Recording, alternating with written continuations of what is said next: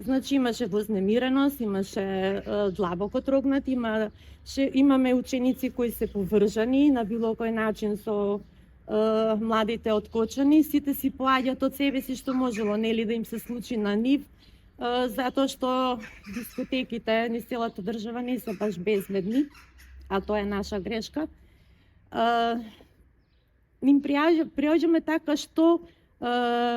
се трудиме ние, барем ние како професионални, нели, како стручна служба, да ги слушаме, значи да ги сослушаме,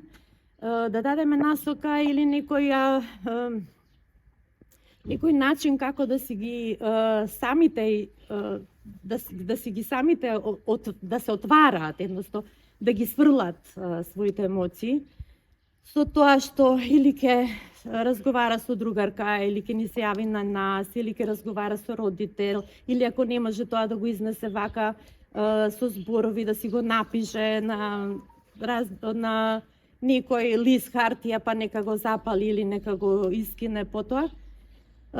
Со тоа што да ги гледаме првенствено како деца, не само како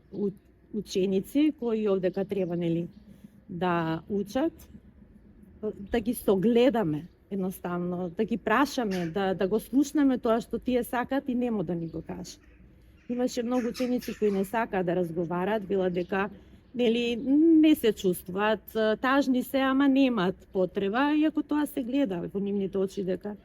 вознемиреноста е присутна. Имаше ли можеби барање и од родители како да пристапуваат во вакви ситуации или досега не? Па досега не. Родителите досега ни се немаат јавено, ама еве еден апел до нив, значи првенствено нека ги слушнаат своите деца, нека бидат почесто со нив. Значи повеќе време да поминуваат во нивно присуство, не мора тоа да биде некој баш вржан разговор, нели, за нешто конкретно, може едноставно и само нивната присутност е доволна за да се тие почувствуваат и заштитено, сигурно и сакат, нели.